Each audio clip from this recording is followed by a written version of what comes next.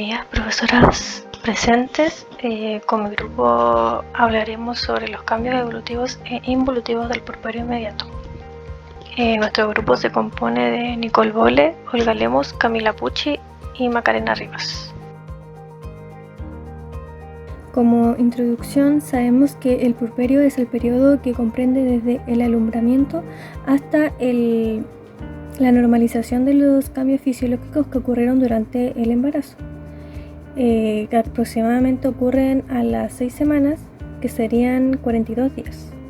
Es un periodo de transformaciones progresivas de orden anatómico y funcional que hace que regresen paulatinamente todas las modificaciones gravídicas que se desarrollan por un proceso de involución de estas mismas, casi regresándolas a su estado inicial. La excepción aquí es la glándula mamaria, ya que en esta etapa se produce su mayor actividad y evolución.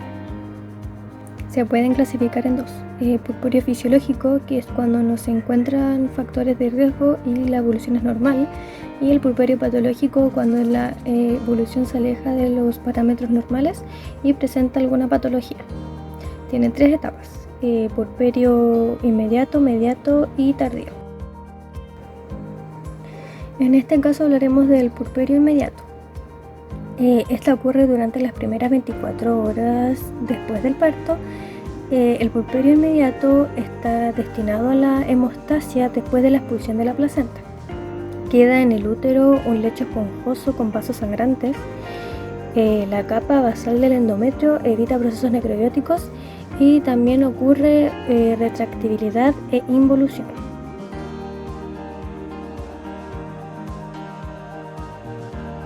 En los cambios evolutivos que hay en el puerperio inmediato se encuentra la glándula mamaria. Esta es preparada durante el embarazo para el proceso de la lactancia. Después del parto, con la salida de la placenta, se presenta un descenso brusco de los esteroides y el lactógeno placentario. Esto elimina la inhibición de la acción de la prolactina en el epitelio mamario y se desencadena la síntesis de leche. Las células presecretoras se convierten en secretoras.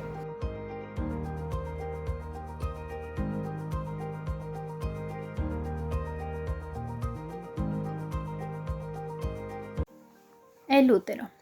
Bueno, en el útero, después de la salida de la placenta, continúan las contracciones uterinas, las cuales pueden ser muy intensas. Estas contracciones son esenciales para lograr la hemostasia, ya que comprimen los vasos sanguíneos y así lograr una buena obliteración. En el puerperio inmediato ocurre la retracción uterina, las contracciones rítmicas espontáneas y las contracciones inducidas. El resultado de estas contracciones es disminuir el peso y tamaño del útero, para así reduzca su masa muscular. La retracción uterina ocurre en las primeras horas del puerperio inmediato y clínicamente se detecta al palpar el útero en el hipogastrio, de consistencia dura y firme. Las contracciones rítmicas espontáneas se superponen a la retracción uterina y se les ha denominado entuertos. Estas contracciones ocurren tanto en el puerperio inmediato como en el puerperio temprano.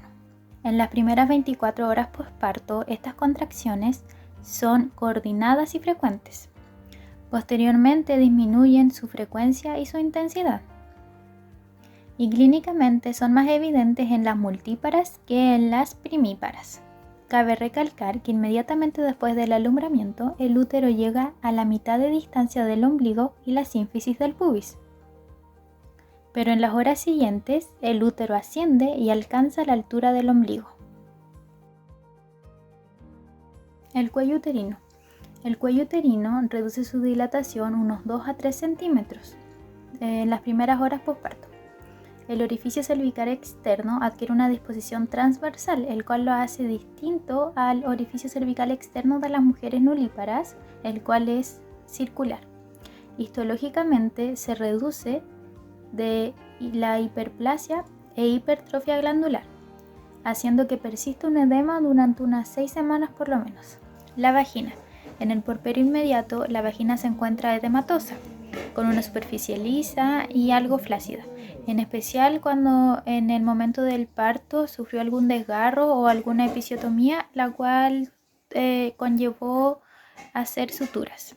Ya, tenemos cambios involutivos que se producen a nivel urinario, como por ejemplo en la vejiga, en donde en el posparto inmediato el tono se encuentra disminuido, pudiendo existir una menor sensibilidad ante una mayor presión, una mayor capacidad vesical, una sobredistensión de la vejiga con incontinencia por rebosamiento. Esto quiere decir que sobrepasa su capacidad, y vaciamiento incompleto de la misma. Los uréteres y la pelvis renal están dilatados e hipotónicos, normalizándose en un plazo de 3 a 6 semanas. Se produce también una retención urinaria debido al traumatismo vésico-uretral que acompaña el parto. Se puede producir un edema del cuello vesical y de la uretra, lo que dificulta la evacuación de la orina. Por otra parte, también producido por la anestesia de conducción, en donde se provoca hipotonía de la vejiga con la consecuencia de una retención urinaria. En cuanto a la micción, en el puerperio inmediato hay un aumento de la diuresis debido a la reducción del compartimiento extracelular. Es muy importante por esto la vigilancia de la evacuación de la orina durante este periodo, ya que se pueden producir problemas como por ejemplo hematuria, en donde se observa en las primeras horas salida de sangre debido a este traumatismo en el proceso del parto. También se puede producir infección urinaria como consecuencia de esta retención y de las maniobras de caterización. En cuanto a cambios que se producen en la vagina, tenemos que en el posparto inmediato, cuando se produce una episiotomía y se realiza la sutura, la vagina se encuentra edematosa, de superficie lisa y relativamente flácida. Después, como se puede ver en la imagen, en los loquios, los primeros 3 días contienen una mezcla de sangre fresca y decidua necrótica, lo que se denomina loquia rubra. Luego disminuye el contenido sanguíneo, tornándose más pálido, lo que se denomina loquia serosa. Y ya después, en la segunda semana, el líquido se aclara y se transforma a color blanco amarillento, denominándose loquia alba. En cuanto a otros cambios, por ejemplo, en lo que es pérdida de peso, durante las primeras horas se produce una disminución de peso de 4 a 7 kilos aproximadamente. Esto es por resultado de la expulsión del feto, de la placenta, del líquido amniótico. Además, también se pierden por diuresis aproximadamente entre 2,5 kilos y también una pérdida de sangre de 500 ml o más. También, dependiendo del cumplimiento de la dieta que realice la mujer, puede llegar a recuperar su peso luego de 6 semanas. A mayor incremento de peso durante el embarazo, mayor diferencia entre el peso anterior y posterior al embarazo. En cuanto a la temperatura, durante las primeras 24 horas puede llegar hasta los 38 grados Celsius por el esfuerzo muscular o la deshidratación. Si la temperatura sobrepasa los 38 grados durante los 2 días del puerperio, es un signo de infección puerperal. En cuanto a los cambios cardiovasculares, como les mencionaba anteriormente, se pueden perder entre 500 ml de sangre en un parto vaginal a 700 o 1000 ml por cesárea. La frecuencia cardíaca, que había aumentado a causa del cansancio del parto, vuelve a su estado normal. Las venas que se habían debilitado podrían romperse con facilidad. Por lo tanto, estas van a recuperar en el puerperio inmediato su estado normal.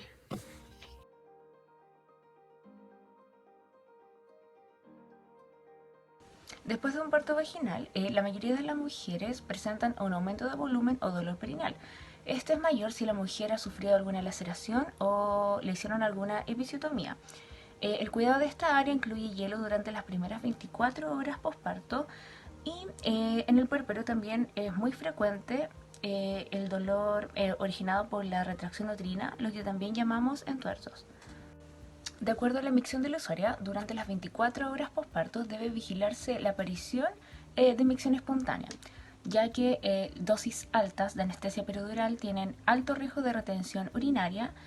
Por lo tanto, si se presenta, el manejo es mediante una sonda Foley intermitente. De acuerdo a la deambulación de una puérpera por parto vaginal, ella puede levantarse una vez que ella haya pasado por completo o se haya eliminado por completo el efecto de la anestesia peridural. También la deambulación precoz reduce el riesgo de la enfermedad tromboembólica. De acuerdo a la alimentación de la usuaria, ella requiere de un régimen común, una alimentación normal, desde que la usuaria llega a su pieza. De acuerdo al parto por cesárea, la puérpera principalmente presenta dolor en la zona de incisión que la realizaron, en la pared abdominal, y también refieren dolor por los entuertos y por la distensión abdominal. De acuerdo a la micción de la usuaria, es muy frecuente que haya una disminución de la diuresis, por lo tanto siempre hay que estar controlando el balance hídrico. Esto se vigila calculando o midiendo el débito de la sonda Foley, y esto se hace las primeras 12-24 horas posparto. En cuanto a la deambulación de la usuaria por un parto vía cesárea, la deambulación es mucho más difícil debido al dolor que presentan por su incisión quirúrgica, pero debe estimularse desde las 24 horas posparto. Si esto no se llevara a cabo, es recomendable el uso de medias antitrombóticas. En cuanto a la herida de la usuaria, su herida estará cubierta por un apósito corriente estéril desde el pabellón. Al completar las 24 horas, se cubrirá la herida con un parche impermeable, el que se mantiene su retiro, se mantiene hasta el retiro de sus puntos. Por último, de acuerdo a su alimentación, la puérpera se mantendrá en ayuno durante las primeras 4 horas. Luego se indica un régimen liviano, el que se mantiene durante toda la hospitalización hasta su alta.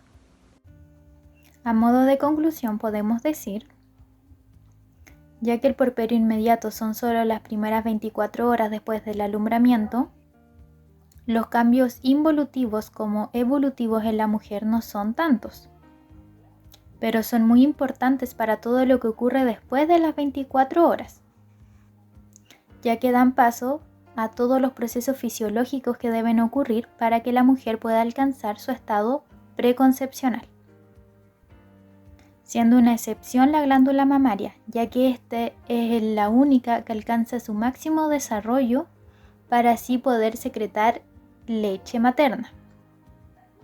De igual forma podemos destacar que tanto los procesos fisiológicos del puerperio vaginal como del puerperio de cesárea son parecidos, siendo su diferencia en los malestares que pueden ocasionar cada uno.